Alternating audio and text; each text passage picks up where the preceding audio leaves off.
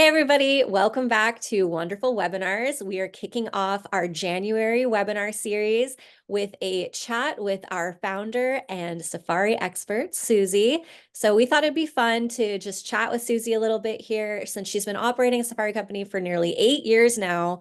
I'm sure she's gotten a ton of wild questions throughout her time, and I thought it'd be fun to just sort of go through the questions.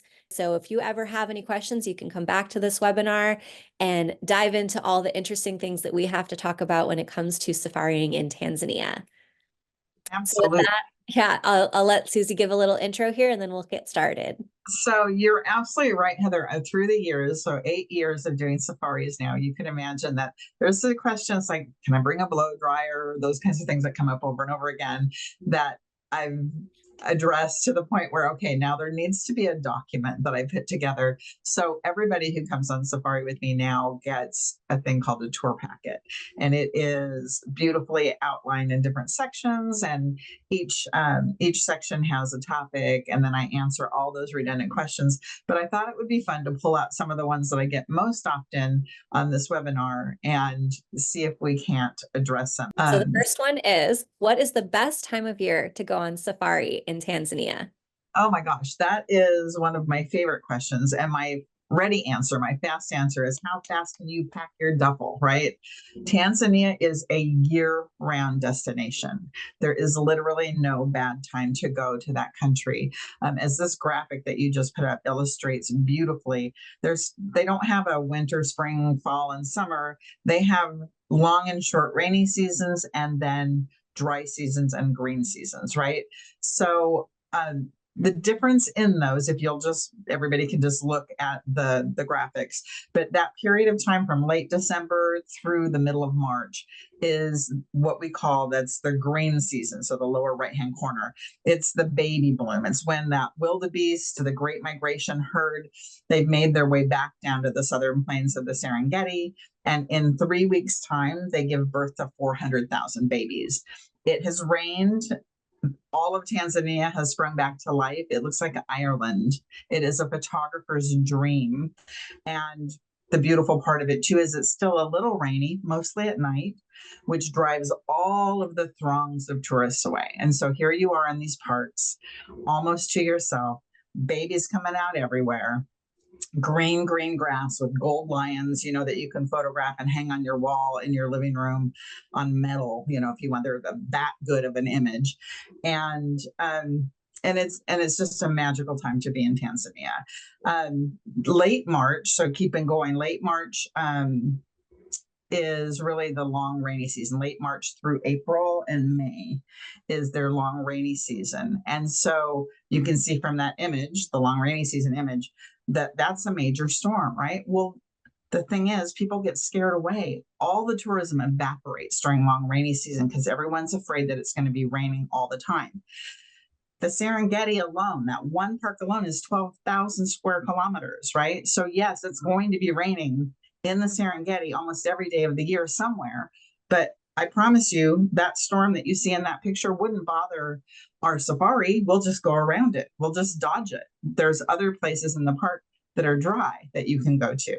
And during that time of year too, and even that green season, it does rain a little bit. And there's nothing more magical than like rain on your tent at night. It keeps the dust down during the day. All the lakes and rivers fill back up.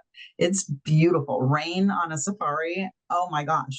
I don't like safaris unless they have rain on them. So I want anybody listening to this who's thinking of coming on safari, do not be deterred by rainy seasons. And those are some of the best times. Lowest crowds and less dust. And all the way around, that's a great combination for me, right?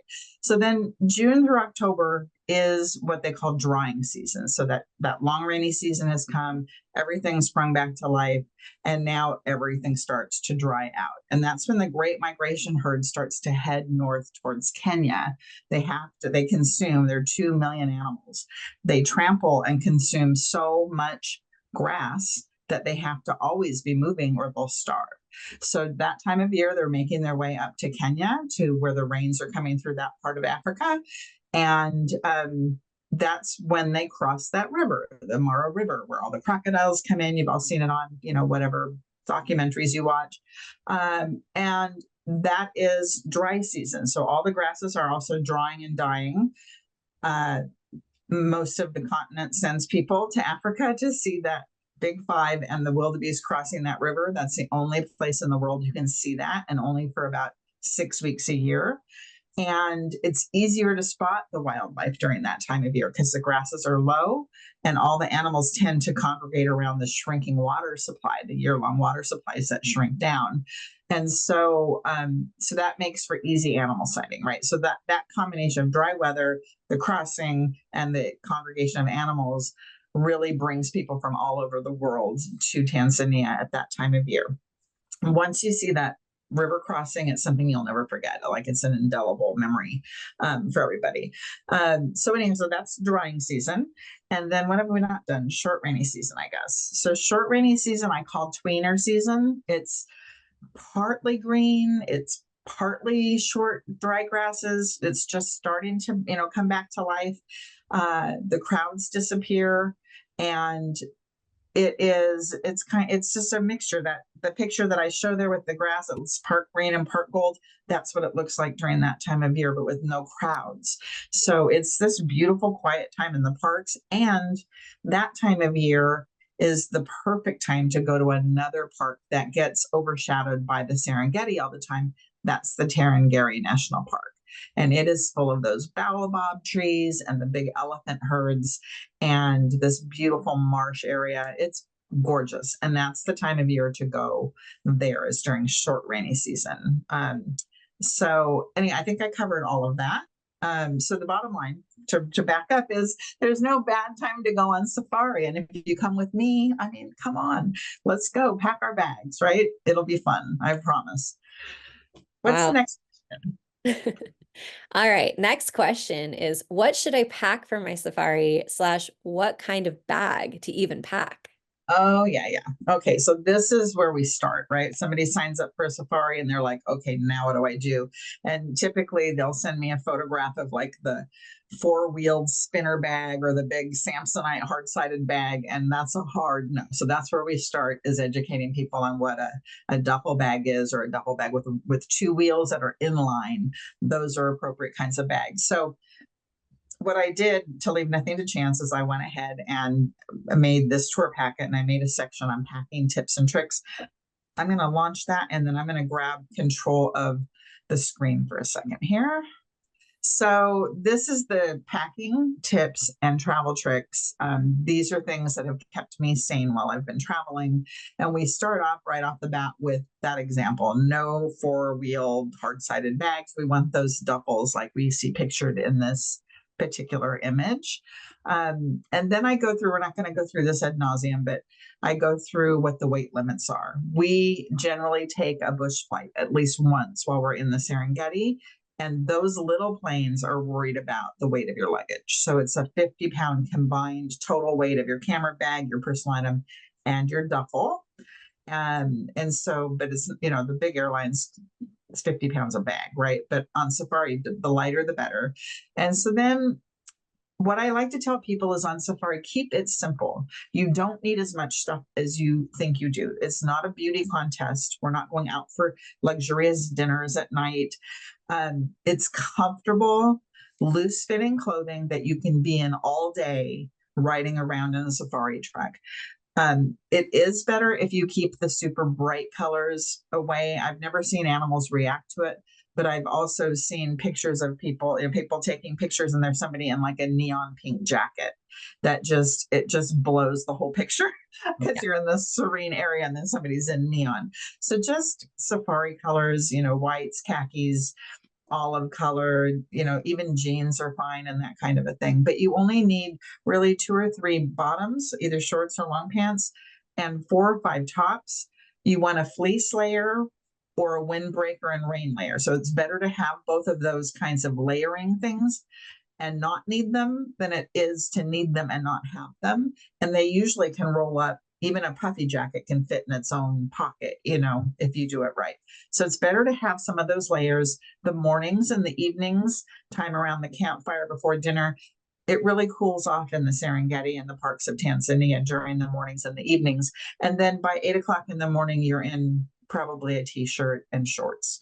It never gets really, really hot there either, so you don't need to bring, you know, super heavy layers, long underwear or anything like that. It's not that kind of a climate.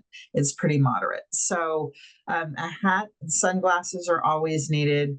A lot of the lodges that we stay at have swimming pools, so a bathing suit would be lovely, so you could take advantage of that. And then shoes are the thing I like to tell everybody. Bring a pair of closed-toed shoes that slip, like Skechers, that you can slip off and on really easily, perfect. And a couple of pairs of flip-flops, one that you can wear into showers if you want to, the other to wear on safari. We have the kind of trucks where tops pop up and we stand up on those seats so that we can look out and view the animals and do the photography. We can't have shoes up on those chairs, on those seats of the truck. So we need to be able to, you know, slip our shoes off and stand up there. So shoes are important. As far as the color of clothing, I said, you know, bring all the khakis and all the safari colors. What not to bring is dark blue and black clothing. Those are the attractive colors or attraction colors for the tsetse flies. Tsetse flies don't like bite you and fester like a mosquito bite would, but when they bite you, it gets your attention. It hurts. And then immediately when, you know, it goes away, there's no festering or anything, but you do not want to be bit by something that hurts you throughout the safari. So Oh, no interesting. blue, no Blue dark and blue, black. black. Yeah. And I'm the one that that's 3/4 of my wardrobe. So I'm always showing up with like a black jacket. And then you can hear me cursing like a sailor in the back of the truck because I'm trying to defend myself. Now, that said, I don't want everybody to go away thinking, oh my gosh, these tsetse flies are swarming all over Tanzania. They're not. They're usually wherever the herd's at, they're mostly around the big herd animals. And they rarely plague us, but when they are there and you're wearing black, you'll know it. So word to the wise. Anyway, and then other things that you want to bring are just the essentials, right? And I go through it, a refillable water bottle. Tanzania is a country that, you know, people struggle to get clean water. And I've watched early safaris, like we put a plastic bottle of water in everybody's seat back. People would open it, take 2 sips, and leave it there. And at the end of the day, our guides or staff clean those cars out, the trucks out, and they find these barely used water bottles. Well, think if their family is walking 2 miles a day to get water from a river, and we're just willy-nilly leaving water in the back of the truck because we take it for granted. So we ask our guests, we're not even going to do the plastic water bottles, just bring a refillable water bottle. Our guides have the large format bottles in their trucks and they'll refill you all day long so that we make a less of an impact environmentally in Tanzania. So that's a good one. All the comfort items for the flight, like your neck pillow and I don't know, eye masks, stuff like that. You can pack those if you want to. On safari, one of those neck gaiters or a bandana, in case you're there during the dusty periods, you'll be able to cover your face or cover your equipment with those kinds of items. So those are always nice to have. And then any medication that you need to have or medication that's specifically to bring on safari with you, make sure you've got that handy. And I would put it even in your camera bag or your day bag that you're going to bring on the truck, in addition to the bags that you leave in the room. Power, I'm not going to go through all this, but we go through a power thing. The point that's below the type of power plug or power converter is the essential packing tips. Every camp and lodge on safari has laundry service for a couple bucks an item. And they pick it up in the morning or you drop it off with the camp host in the morning and they'll have it folded and back in your room probably before you get off the trail for the day. So plan to do laundry and then you can pack less. I'm a big proponent of like non-liquid laundry detergent. So I buy those laundry detergent sheets that are becoming more and more popular. I bring those and dryer sheets. And when I pack my bag, I just put those in between layers of clothing, which also helps just keep everything fresh, even when you haven't washed it yet. So those are 2 really good tricks, I think. Everybody knows mix and match. Make sure you can animals your clothing together so you don't have to bring so many different varieties of clothing. And one of the hottest tips I have, if there's a couple or friends that are traveling together, is when you pack, cross pack, put half your stuff in each other's bags. And that way, if one of your bags decides to take a separate vacation or joins you late in Tanzania, you still have something to operate with for those few days while the bag is trying to catch up with you. I use packing cubes when I pack to keep everything organized. When I get to a place where we're going to be for 3 nights, I can pull these out and just lay them out on the shelves, and then it makes getting dressed in the morning, effortless. So somebody on the safari that I go on in 2 weeks, somebody today asked if they'll have Wi-Fi access and recharging capabilities. So I'll start with that. Okay. So yes, every camp and lodge makes an attempt at giving you Wi-Fi. Most of the time it's good, but sometimes it's not. I don't know if it's the fact that it's on solar power, whether the satellites for the cellular service just miss that part of the world. I don't know, but it's hit or miss, but they all have it. And I've always been able to communicate with people at home via WhatsApp over Wi-Fi when I'm in Tanzania. And some of our strongest cell signals happen to at random in the middle of the Serengeti. Everybody's phone will ding, and then I lose people for like a half an hour onto Facebook and stuff. Every camp will have either power strips right in your room, where you would just bring a converter like the one that is shown on your screen right now, and you can plug in and charge your electronics in your room. If it's more of a migration camp where they're not running power out to every room, they will have a tech tent with dozens of power strips set up, and everybody just leaves their electronics there to charge overnight. And I have never ever had one single thing, not a cord, a charging cord, a phone, nothing has ever gotten up and walked away. So it is safe. If you come on safari, you can feel comfortable to leave your stuff there. The people that work at those camps covet those jobs, and they're not going to grenade their career over a quick swipe of an electronic device. So if we're at a lodge or camp, they will have a blow dryer that you can use. So when we're in around the towns and we're staying at the more stationary permanent facilities, they will supply those for you. When we're out in the Serengeti, they're all on solar. So there's no way that a blow dryer is going to work out in the middle of nowhere. So I tell people, just don't bring them. Bring instead a scrunchie, a hat, just leave the makeup. Nobody's going to judge you. We're there to be on safari, not on a runway. So embrace and enjoy the fact that you don't have to do the whole shtick that you normally do when you're at home, and just go with it. You guys maybe have all seen the pictures of me with like one of those neck gaiters like up over my hair. That's my typical safari way that I roll. I just want all my hair out of my face so I can look at the animals and do my photography. I don't care what I look like.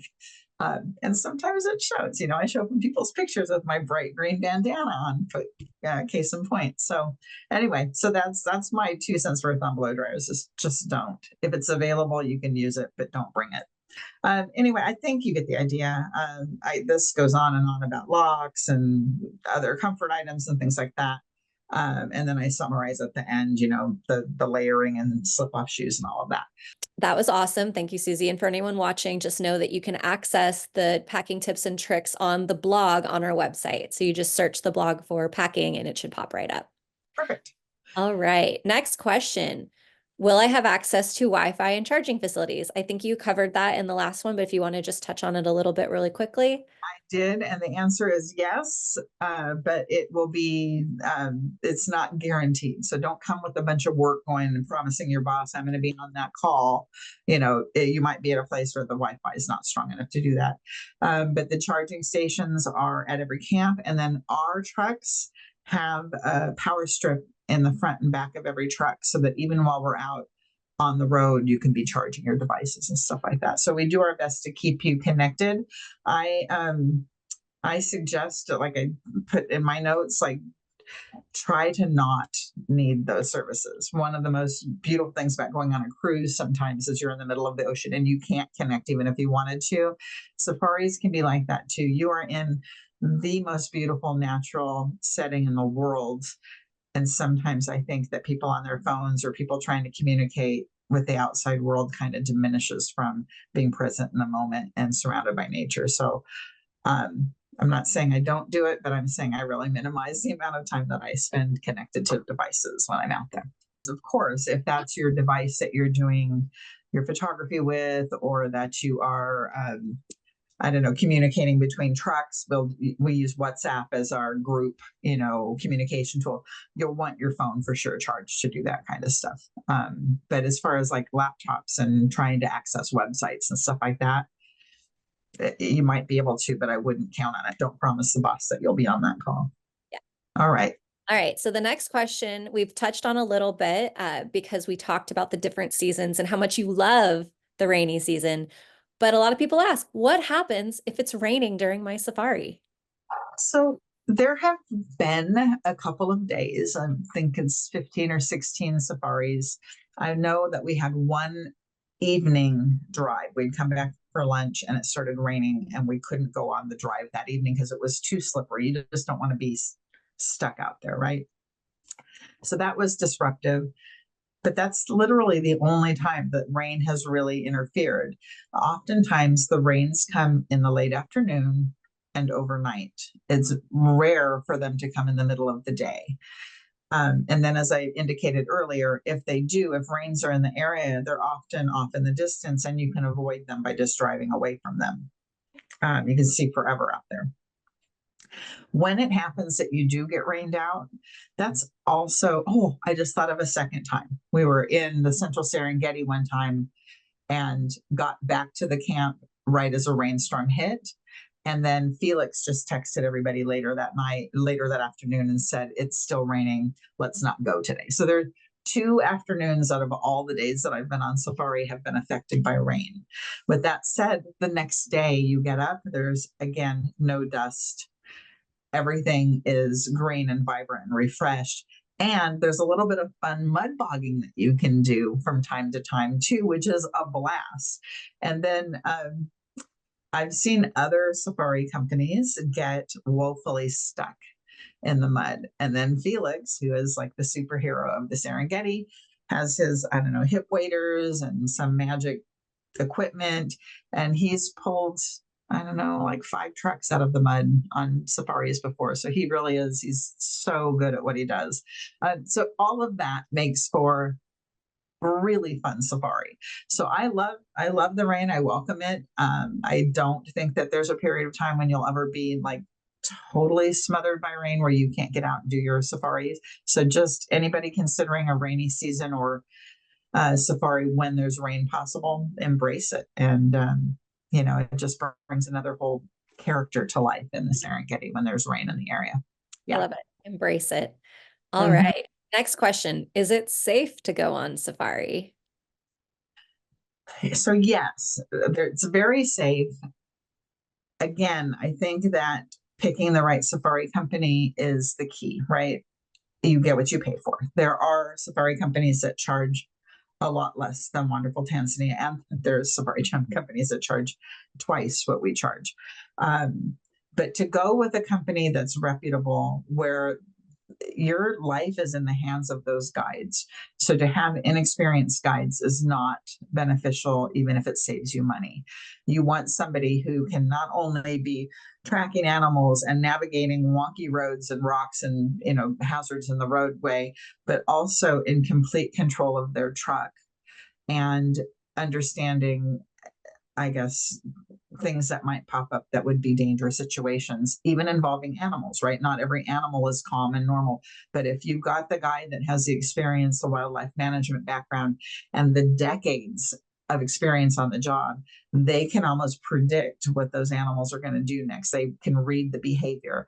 And I've watched our guides all of a sudden going, okay, we're going to move on now. And later I asked them why. And they're like, because that one elephant was getting a little agitated or made a noise or made a body movement that they felt was aggressive, or that animal was feeling pressured from us. And our promise, all of our guests, is that we will never be a contributor to pressure or distress on an animal. We just won't. So we've seen them. If they're not comfortable with us there, we leave. It's their house. We're visiting them. And it's not all about us getting the right picture. If you get it, great. but we're not going to stress the animal to do it. So, yes, so safaris are safe, but you must listen to your guide. They have the last word every single day on what we can and cannot do. When we're at the camps and lodges, they are also professionals. They live in the wild. They face wild animals, and they have procedures that they put into place to keep all of us knuckleheads safe every night. And if you follow their camp rules and you have escorts where you need escorts and so forth, you are very, very safe there. I don't hesitate to head out into the wild, and with the right coaching and the right company, I think everybody can feel comfortable with it too. Perfect. Well, Yeah. that feeds into the next question. How close do we really get to the animals? It sounds like it varies, but I hear we get pretty close sometimes. Yeah, so you get close enough for it to change and move your soul and change your life, right? Like you can get really up close and personal. I like to remind everybody that safaris are us going into those wild places, into their habitats, right? They're not zoo animals, they're not circus animals, they're not performing on cue or on a script where they show up at a certain time or a certain place. We go find them. Again, good guides are the key there. But once we find the animals, it just always varies. There's no two animal encounters that are ever alike. So maybe you get close enough where you can't even use the camera that you brought. You put it down and you pick up your cell phone, because the elephant is so close to your truck. Like I think you're showing the picture right now, as a matter of fact, that you can capture the texture of that amazing elephant skin. You can see those beautiful eyelashes and that dark brown eyeball that the elephants have. You can see the battle scars on their ears because you're so close. And a telephoto lens does you no good. Like you would get nothing with the big lenses. Other times you are in a place where maybe there's the Tower of Giraffes or walking by, but they're off in the distance. And I think I gave a picture that describes it too. See if you can advance one. Right. Yes, so here's the perfect thing. So look at that. Now, this is the time when I tell all of my guests, yeah, so they're not quite as close to us as we'd want them to be. So now you just, with your brain and with your camera, you just pull back and tell the whole story. Look at the sky. Look at that mountain range that's in the background. All of those iconic acacia trees, the flat top trees. It looks like Africa. And this beautiful Tower of Giraffes is just out grazing and walking along. So a long shot, a long view is also spectacular, right? Other times the giraffe is right there. You can count the hairs on the little pom-poms. You can get their eyelids or eyelashes, and they're amazing. But even afar off, they're magical as well. And that's another example of it. That was just that was my very first safari. We were just driving along. There's this fallen tree that I think probably elephants had knocked over. And this one lioness with this beautiful lighting, she's just surveilling everything around her. Like, is there food out there? Am I in danger? Like, where do I need to go? But she's standing on this log, just taking it all in. And I've loved this image since the day I took it. And I just think it tells its own story, right? So that was, and that lion from us in the truck was probably, I'd say 40 yards away. So this is maybe a little bit of a telephoto lens, but not zoomed in by any stretch of the imagination. Now these videos demonstrate the other side of this, where these animals are very close to the truck. That whole scene there was a lion trying to just be in the shade of a truck.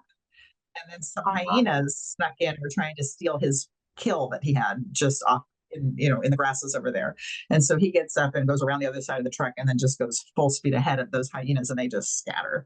So that was super exciting to see. If you'll show the elephant one, this was my favorite elephant that I've ever had on safari. He was hilarious, and he performed for 90 minutes doing this kind of stuff on a whole series of trees all along this marshy area in that beautiful Tarangire Park. And we were literally, I don't know if you pull back a little more, you could probably see the edge of our truck. We were about that far away from the elephant. And the more we laughed and the more that our cameras clicked, the more he seemed to just like turn it on. It was like we were actually interacting with this animal. And I looked down and I see our guide has his camera out. And I leaned over and asked him, is this the first time you've seen an elephant do this? He's like, absolutely. And this is a man who's been on the safari circuit for 35 years, you know. So you never know when those little magic moments are going to come up. But this guy was amazing. Amazing. And so I thought I would show you that sometimes you just drive up right underneath the tree that I'm laying in. This one was spotted by my friend Kit.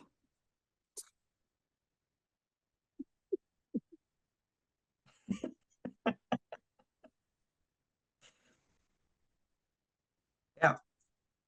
So sometimes that's what happens. You know, we literally almost drove right under this lion, and Kit saw it before the guide did. And she's down for the count. She's just up there napping for the rest of the day, probably. Yeah, but you can see when it was back on the longer shot, there was some water in the road. And this was safari that we did in the end of February, the beginning of March of 2020. And so we came home, and about 5 days later, the world went into a lockdown. Oh, and I would have given anything to be back in the Serengeti at that point in time. But the world was coming apart at the seams, and we were on safari. We had no idea, you know. So anyway, but because of that time of year, it does rain. And so there was a little bit of water on the road that you could see, but it certainly didn't take away from our beautiful day on safari. All right. So I think that answers the question. You get really close, and then other times you have the big scale. And it's really both of those things are what makes safaris so memorable, right? Yeah. There's no one answer to that question. Well, thank you, Susie. Guys, that was my list of questions that I've collected from all of our different platforms. If you have more questions for Susie or just for Wanderful Tanzania in general, you can submit them by responding to our newsletter. You can submit on a forum on our website. You can ping us on Instagram. Any way you have a question, reach out and we're happy to answer it. We're also going to be doing these webinars monthly like we did last year. So next month we'll have another one set up for you. We can have you join and ask questions live.